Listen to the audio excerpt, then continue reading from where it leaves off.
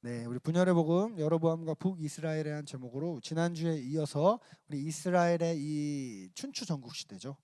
춘추 전국 시대가 열리기 시작하는 그 시점, 분열이 시작하는 시점을 한번 나눠보도록 하겠습니다.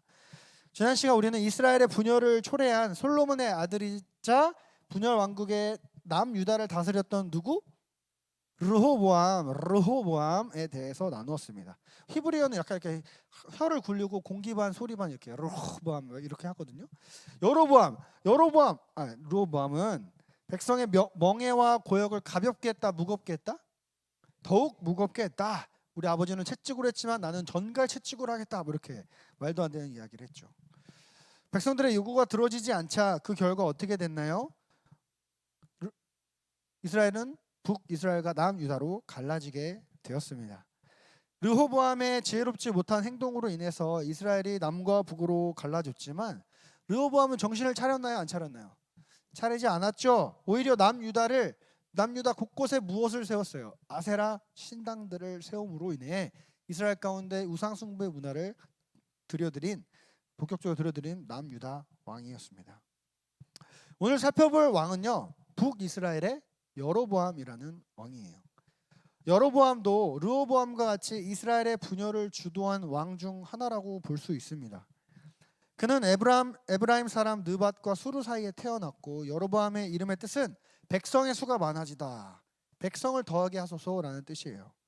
그래서 그 이름의 의미답게 이스라엘의 12지파 중 몇 지파가? 10개의 지파가 여로보암을 따라 북이스라엘을 건국하게 됩니다. 여로보암은 솔로몬이 다스리던 때 처음 등장하게 되는데요. 그는 솔로몬에게 신임을 받던 공사 현장 감독이었죠. 저번 주에 이야기했죠, 강사님이. 그래서 성경은 여로보암을 뭐라고 표현하냐면 큰 용사여라고 불러요. 솔로몬이 여로보암을 큰 용사라고 불렀어요. 성실하고 부지런했던 여로보암을 눈여겨보았던 솔로몬은 그를 요셉 족속의 일을 감독하게 하는 일까지 맡겼습니다. 하나님의 성전과 솔로몬의 왕궁뿐만 아니라 요셉의 족속들의 가문의 일들을 돌볼 수 있는 사람으로 세웠다는 거예요. 왕의 신임을 많이 받았다는 겁니다. 그러다 어느 날 한 선지자가 여로보암에게 다가왔습니다. 그 선지자의 이름은 아히야라는 선지자. 아히야 선지자가 여로보암에게 자신이 입던 새 옷을 12조각으로 막 찢어서 10조각을 여로보암에 주면서 하는 말이, 솔로몬의 죄로 인해서 하나님께서 이스라엘을 버리셨다. 솔로몬은 이방신을 섬기며 하나님을 버렸다.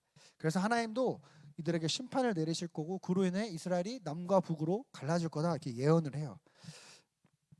그러나 하나님은요, 다윗을 생각하여 이 일이 솔로몬의 때에는 일어나지 않도록 하셨습니다. 그 소식을 대신 내가 너에게 이 10조각을 주거든요. 이 아히야 선지자가.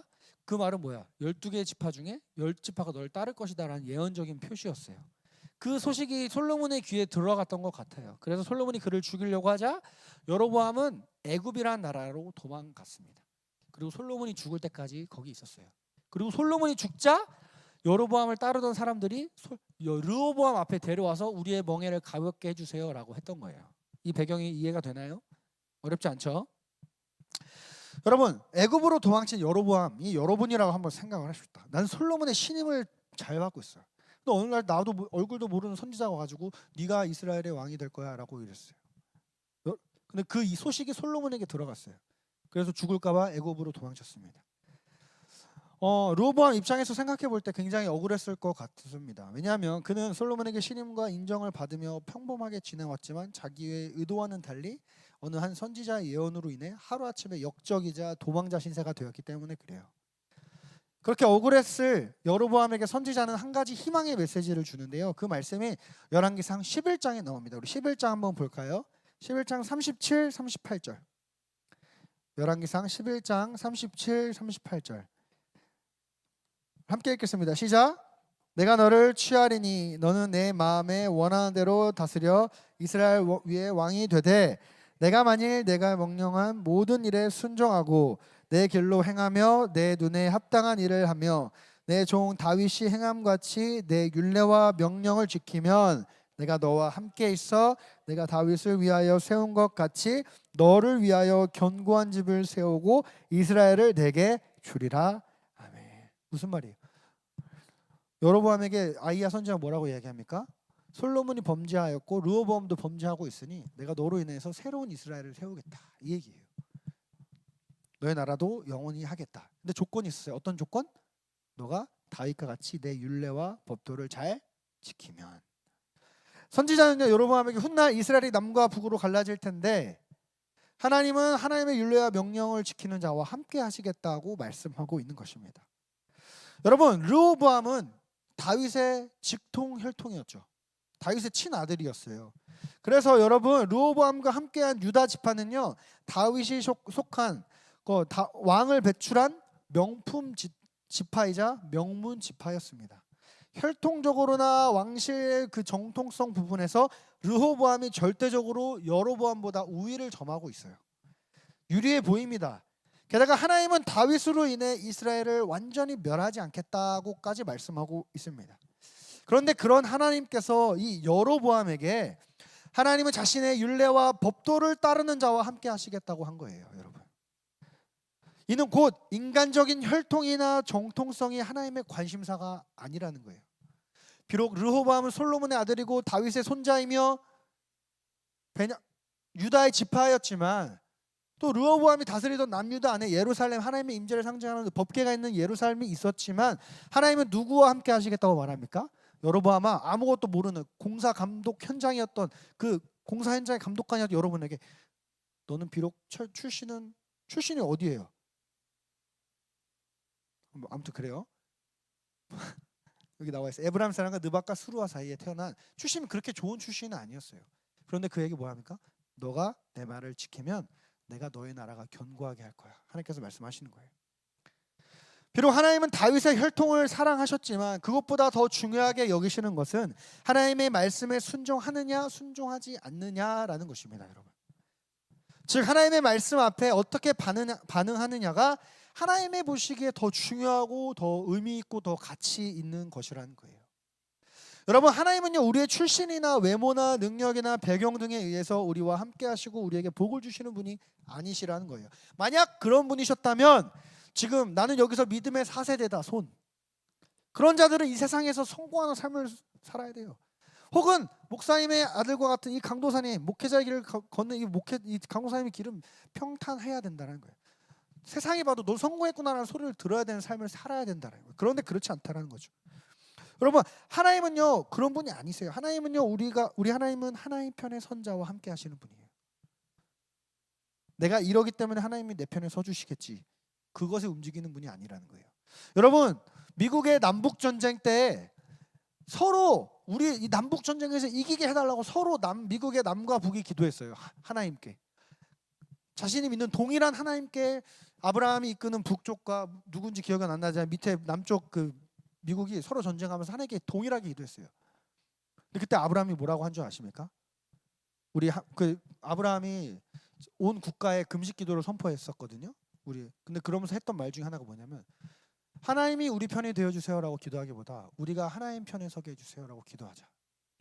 여러분, 하나님은요 우리의 어떠함을 통해 하나님의 마음이 변하거나 하나님의 스탠스가 바뀌는 분이 아니시라는 거예요. 우리가 하나님의 편에 설 때 하나님이 우리 편에 서 주시는 것입니다. 여러분, 우리가 하나님의 편에 설 때 하나님의 지혜가 나의 지혜가 되는 거고, 우리가 하나님의 편에 설 때 하나님의 승리가 나의 승리가 되는 것이라는 거예요. 여러분, 우리는 날마다 누구 편에 설지에 대해서 고민하며 싸우며 살아가요. 하나님 편에 설지 세상의 편에 설지 우리는 날마다 고민하며 살아갑니다. 그런데요, 그 고민 가운데 우리는 날마다 실패하고 좌절하죠. 그런데 우리가 항상 승리할 수 있는 이유는 무엇입니까? 하나님 편에 설 때 우리는 승리하게 되는 거예요. 하나님 편에 설 때 우리는 이길 수 있는 것입니다. 믿음 안에서, 말씀 안에서.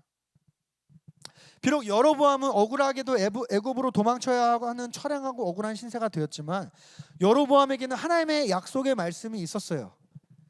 그렇다면 여로보암은 그 하나님의 말씀을 순종하며 북이스라엘을 바르게 다스렸을까요? 안타깝게도 여로보암은 그러지 않았다라는 거예요. 오히려 르호보암과 같이 하나님 앞에 죄를 범한 왕으로 기록되었다는 거예요.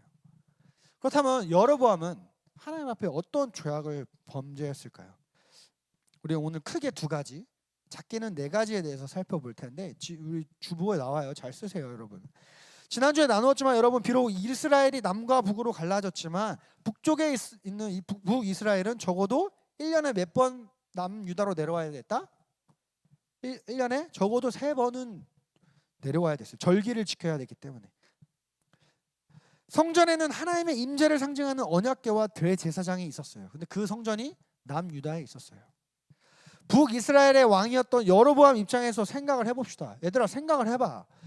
우리가 매년 정기적으로 저 북한에 간다고 생각을 해봅시다. 지금 이 남한을 다스리는 대통령이 불안해, 안 불안해? 불안하겠죠. 그런 불안함이 여로보암에게 있었다라는 거예요.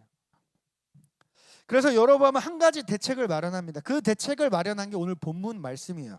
본문 말씀 26절, 12장 26절에서 30절 말씀, 강구사님이 빠르게 읽어줄게요. 눈으로 따라오세요. 그의 마음에 스스로 이르기를, 여기서 그는 여로보암이겠죠. 나라가 이제 다윗의 집으로 돌아가리로다. 왜? 1년에 3번 정기적으로 남유다로 가니까 국민의 마음이, 여론이 남유다로 돌아갈 것 같아, 이런 뜻이에요. 27절, 만일 이 백성이 예루살렘에 있는 여호와의 성전에 제사를 드리고자 하여 올라가면 이 백성의 마음이 유다 왕 된 그들의 주 르호보암에게로 돌아가서 나를 죽이고 유다의 왕 르호보암에게로 돌아가리로다. 지금 여로보암의 이 불안한 심리를 나타내는 겁니다.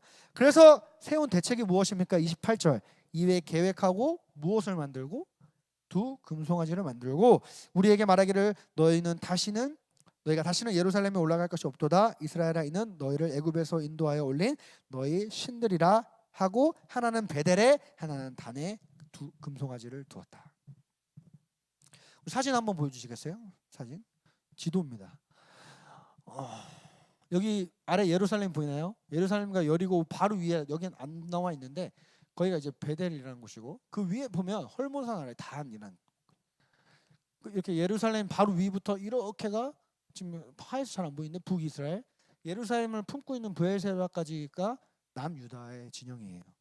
다시 말해서 예루살렘 바로 위에 그리고 단에 금송아지를 딱딱 세우면서 여로보암이 말합니다. 우리 북이스라엘 백성들아, 우리 이제는 정기적으로 남유다에 가지 않아도 돼. 왜? 내가 예배 초소를 마련했기 때문에 그래. 어디 그뿐입니까? 여로보암 또 뭘 했어요? 오늘 본문에 그 전에 이 베델이라는 곳은요, 하나님의 집이라는 뜻이에요. 벳이 집이거든요. 엘은 하나님이에요. 하나님의 집이라는 이름의 뜻을 갖고 있는 곳에 금송아지를 세웠고, 이 단은 하나님이 심판하신다라는 뜻의 곳이에요. 베델은요, 사사시대에 예루살렘과 같은 역할을 했던 곳입니다. 종교의 수도였어요, 쉽게 얘기하면. 단은 하나님께서 주신 약속의 땅이에요.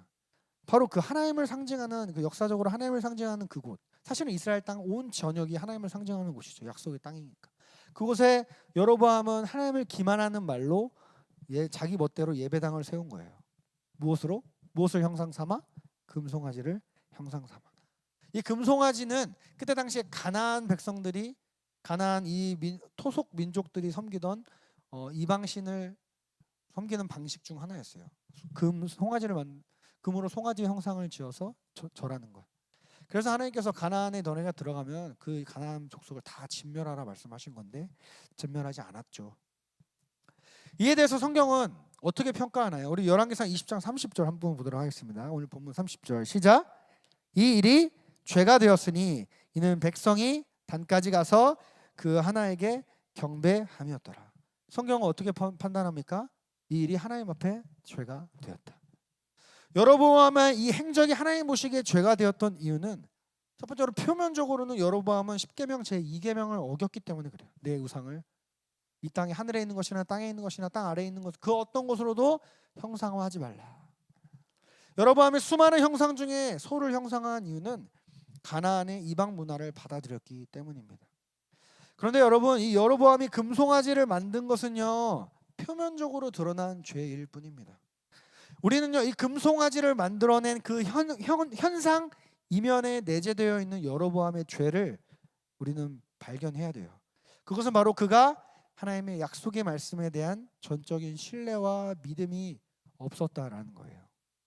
곧 하나님을 향한 불신앙의 죄를 범했다라는 것입니다. 왜 그럴까요?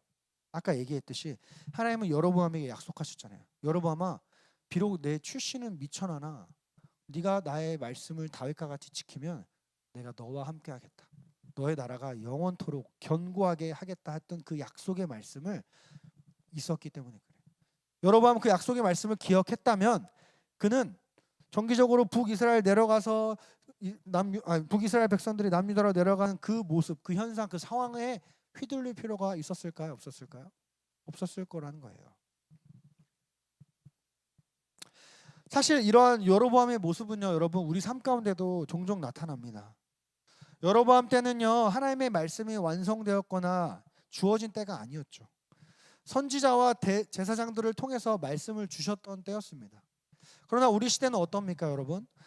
우리에게는 완성된 하나님의 말씀이 있습니다. 그리고 여러분, 그뿐입니까? 완성된 하나님의 말씀이 우리 핸드폰에도 담겨져 있고요. 우리는 얼마든지 유튜브를 통해서 이 완성된 하나님의 말씀을 들을 수 있는 그 말씀의 접근성이 좋아진 시대 가운데 우리는 살아가고 있다는 거예요. 그러나 우리는요, 그런데 우리 삶 속에서 우리는 하나님의 약속의 말씀이 내 삶 속에 성취될 것이라고 얼마나 믿으며 살아갑니까? 여로보암은 하나님의 약속의 말씀을 받았어요. 받았지만 그것이 나의 말씀이라고, 그것이 이루어질 것이라고 생각하지 못했다라는 거예요. 그렇게 생각했다면 그는 금송아지를 세우지 않았겠죠. 그런 백성들이 남유다로 내려가는 그 현상에 불안해하지 않았을 거라는 거예요. 왜? 하나님의 말씀에 순종하며 살아가면 하나님이 승리를 누구에게 주실 것이기 때문에, 남유다가 아니라 북이스라엘에게 주시기 때문에. 그런데 그는 그 말씀을 신뢰하지 못했던 것이죠. 어쩌면 여러분 우리가 여로보암보다 더 큰 죄인일 수 있다라는 거예요. 여로보암은 이 한 말씀을 받았지만 우리는 완성된 하나님의 말씀을 쥐고 있는 존재이기 때문에, 여러분 불완전한 말씀이 아니라 완전한 오류가 없는 이 하나님의 말씀을 우리는 가지고 있는 성도임에도 불구하고 우리는 날마다 하나님의 말씀을 신뢰하지 못하고 살아간다면 우리는 여로보암보다 더 큰 죄인이라고 볼 수 있다는 거예요. 우리는 그 말씀을 무겁게 받아들여야 합니다. 그 말씀이 나를 인도하고 나를 지켜주며 하나님께서 그 말씀을 내 삶 속에서 이루어 가실 것이라는 것을 우리는 신뢰하며 살아가야 한다라는 거예요. 그렇게 하지 못하면 하나의 말씀을 받았던 여로보암, 그러나 그것조차 믿지 못했던 여로보암의 죄악보다 더 큰 죄악을 범하는 죄인이라는 것입니다.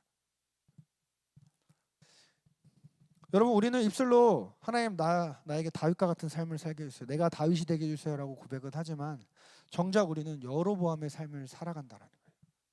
다윗은 순종의 삶이었다면 여로보암은 불순종의 삶을 살았던 거예요. 두 번째로 여로보암이 하나님 앞에 범죄한 죄는 무엇일까요? 우리 열왕기상 12장 31절에서 33절까지 강사님 읽어줄게요. 그가 또 산당들을 짓고 레위 자손 아닌 보통 백성으로 제사장을 삼고 여덟째 달 곧 그 달 15째 날로 절기를 정하여 유다의 절기와 비슷하게 하고 제단에 올라가되 베델에서 그와 같이 행하여 그가 만든 송아지에게 제사를 드렸으며 그가 지은 산당의 제사장을 베델에서 세웠더라. 그가 자기 마음대로 정한 달 곧 여덟째 달 15째 날로 이스라엘 자손을 위하여 절기로 정하고 베델에 쌓은 제단에 올라가서 분향하였더라. 두 번째로 여로보암이 범한 죄, 첫 번째는 뭐였죠? 금송아지를 세운 것이었는데 그것은 그 안에 담긴 의미는 뭐예요? 우상 숭배하지 말라는 10계명을 어긴 것과 그 내면에는 뭐예요? 하나님의 말씀에 불순종한 죄. 크게 두 번째는 뭡니까? 방금 읽은 강사님이 이렇게 정리했어요. 신앙의 형식을 무시한 죄. 신앙의 형식을 무시한. 왜요? 여로보암의 한 행태는 무엇입니까? 하나님께서 정하신 여호와의 절기를요 자기 마음대로 바꿨어요. 또 하나 레위인이 아닌 사람, 비레위인을 제사장으로 세웠습니다. 이 두 가지. 하나님께서 세우신 신앙의 형식, 원칙을 자기 마음대로 바꾼 죄. 여로보암이 하나님께서 세우시고 제정하신 원칙과 형식을 자기 마음대로 바꾼 것이 하나님 보시기에 죄악이었던 것입니다. 먼저는 그는 레위인이 아닌 일반적인 사람을 제사장으로 세웠습니다. 여러분 모세오경, 창세기, 출애굽기, 레위기, 민수기, 신명기를 보면요 하나님은 레위인들을 따로 구별하여 그들만이 하나님을 위해 제사를 지을 수 있도록 하셨어요. 그래서 이스라엘 12지파 중에 유일하게 땅을 이 땅, 우리가 밟고 있는 이 땅을 기업으로 받지 못한 지파가 어디예요? 레위 지파예요. 왜? 너희만은 땅을 기업으로 받는 것이 아니라 너희는 나를 위해 섬겨라. 제사를 돕는 자들로 따로 구별하셨어요. 하나님은 레위인을 특별히 구별된 존재로 세우셨습니다. 그래서 그럼 레위인도 먹고 살아야 되잖아. 그래서 나머지 11지파들이 제사를 드리는 그 제사의 일부분을 가지고 레위인들을 먹고 살았어요. 마치 오늘날의 이 강도사님과 목사님들처럼 여러분들의 헌금의 일부를 우리가 강도사님의 생계로 이어가는 것처럼 레위인을 따로 구별하셨다는 겁니다. 그런데 여로보암은 레위인만이 할 수 있는 제사의 일을 레위인이 아닌 다른 일반 백성에게 맡겨버렸습니다. 마치 오늘날 어떤 하나님의 말씀에 대한 체계적인 공부를 하지 않는 어떤 전도사나 강도사 혹은 목사에게 설교를 시킨 것과 같은 것이라고 볼 수 있는 것입니다. 하나님께서 세우신 원칙과 형식을 무시한 죄를 범하였습니다. 또한 여로보암은 하나님께서 제정하신 절기를 자기 멋대로 바꾸었습니다. 여기서 말하는 절기는요, 성경학자들은 초막절, 장막절이라고 생각하고 있어요. 장막절이란 출애굽 당시 40년간 광야 생활 동안 지켜주신 것에 대한 하나님의 은혜를 기념하는 날이 장막절이에요. 그래서 이스라엘 백성들은요, 이 장막절이 되면 광야로 잘 살고 있는 나의 이 생태계를 벗어나 일부러 광야로 가서 거기서 텐트를 치고 일주일 동안 삽니다. 왜요? 우리 조상들이 광야에서 광야 생활할 때 그 하나님께서 지켜주셨던 그 은혜를 기억하기 위해. 근데 그날이 원래는 7월 15일 주간이에요. 그런데 여로보암은 8월 15일 주간으로 자기 멋대로 바꾸어 버린 것입니다. 이는 신명기에 나온 율법을 어기는 행위였습니다. 여러분, 오늘날에도 하나님께서 우리에게 주신 신앙의 원칙과 형식들이 있어요. 우리가 익히 알고 있는 대표적인 형식이 뭐가 있을까요? 주일 성수, 주일 지켜라. 또 대표적인 거 11조가 있습니다. 여러분, 하나님을 믿는 성도라면요, 마땅히 시간의 11조로서 주일 성수를 지켜야 하는 것입니다. 하나님께서 세우신 원칙이에요. 또 하나님의 백성이라면 마땅히 내가 가진 수익의 10분의 1을 하나님께 온전히 드려야 되는 거 11조. 이건 하나님께서 세우신 원칙이에요. 변하지 않는 원칙과 우리 믿음 생활의 형식이라는 거예요. 그런데요, 여러분, 우리가 인생을 살아가다 보면요, 현실의 문제로 신앙의 문제와 타협하게 되는 경우가 종종 발생합니다. 그리고 그 과정에서 어떠한 아무런 성찰이나 문제의식 없이 신앙의 원칙과 형식을요, 우리에게 유리한 쪽으로 바꾸는 경우가 발생한다는 거예요. 누군가에게는요, 그 문제가 주일 성수의 문제가 될 수 있고요, 누군가에게는 그것이 11조의 문제가 될 수 있습니다. 또는 누군가에게는 술, 담배와 같은 윤리적인 문제가 될 수 있다는 거예요. 사람마다 약점이 다 다르기 때문에 사람마다 내가 타협하는 신앙의 원칙들, 형식들이 다 다릅니다. 강사님은 부끄럽지만 방황 중에도 주일 성수를 지켰어요. 그렇게 잘 배워왔기 때문에 그런 거예요. 여러분, 사람마다 그 약점이 다 있는데 그 약점이 언제 드러나냐면 내가 고난을 만날 때 약점 앞에 타협하게 된다는 거예요.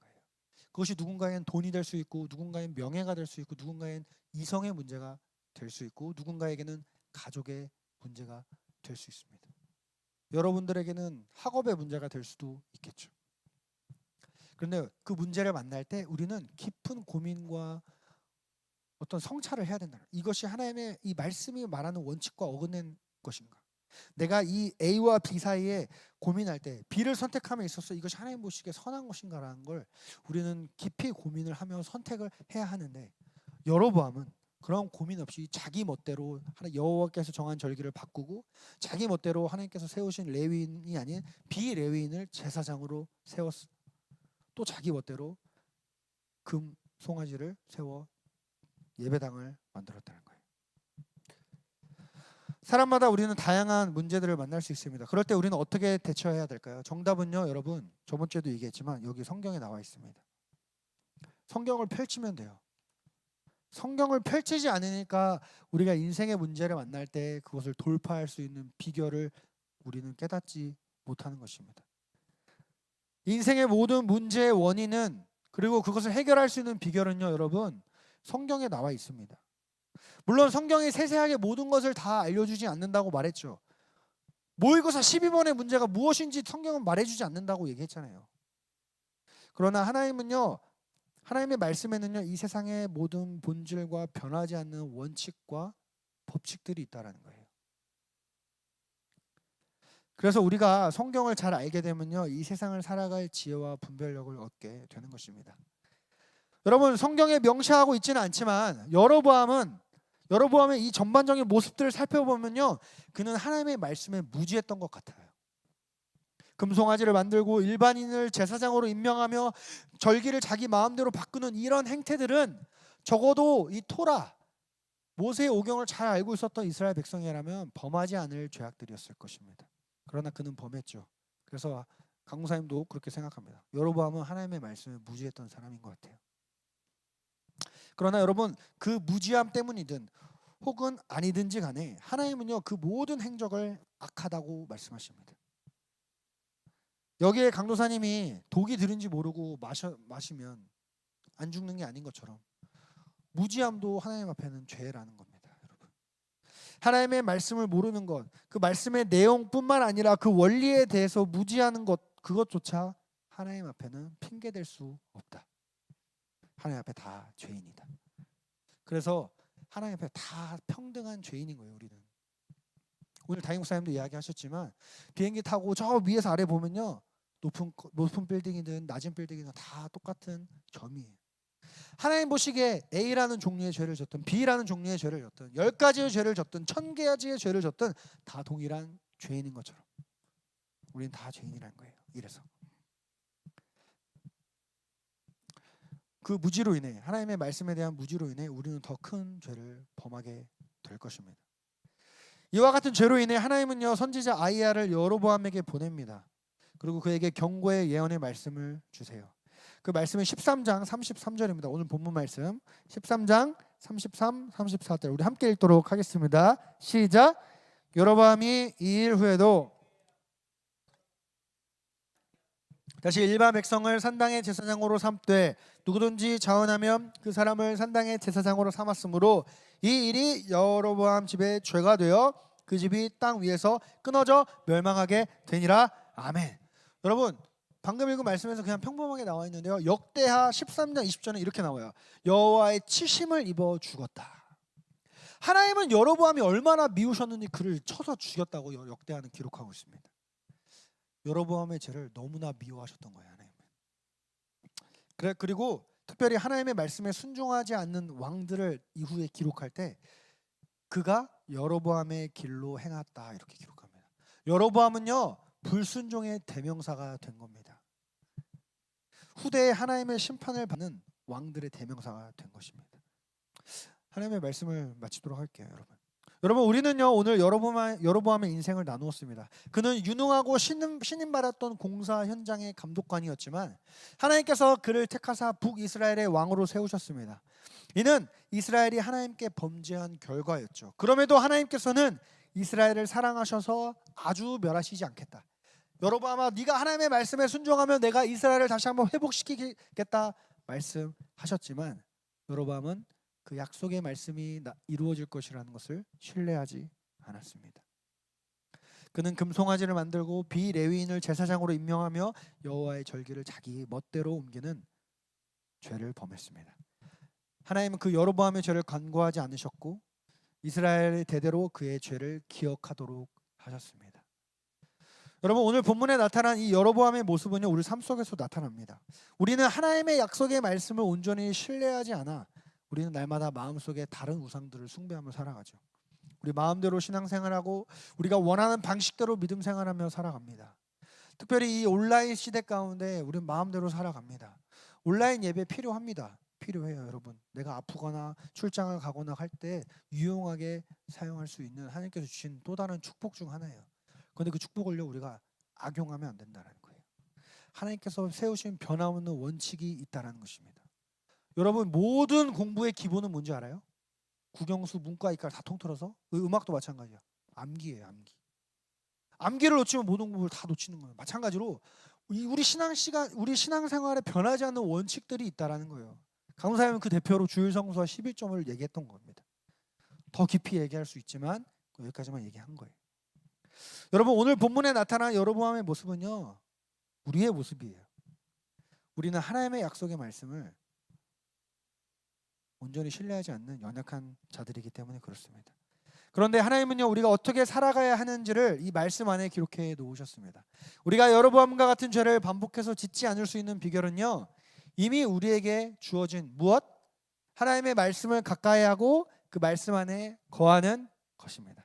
우리 마지막으로 우리 암송 말씀 찾아볼 텐데 주보를 보시거나 성경을 찾아보도록 하겠습니다. 시편 119편 9절 말씀.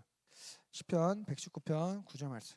강사님이 지난주에도 시편 119편 말씀을 인용했는데 시편 119편 말씀이 하나님의 말씀에 대한 가치를 나타내는 말이야. 다윗이 하나님의 말씀을 어떻게 생각하는지를 보려면 시편 119편만 봐도 됩니다. 시편 119편 9절 말씀. 우리 큰 목소리로 읽도록 하겠습니다. 구약 890쪽 시작. 청년이 무엇으로 그의 행실을 깨끗하게 하리이까? 주의 말씀만 지킬 따름이니이다. 아멘. 여러분, 여기서 청년은요, 문자 그대로 청년일 수 있지만 우리 모두를 나타내는 것입니다. 무엇이 우리를 깨끗하게 합니까? 하나님의 말씀만이 우리를 정결하고 거룩하게 한다는 거예요. 예수 그리스도의 말씀만이.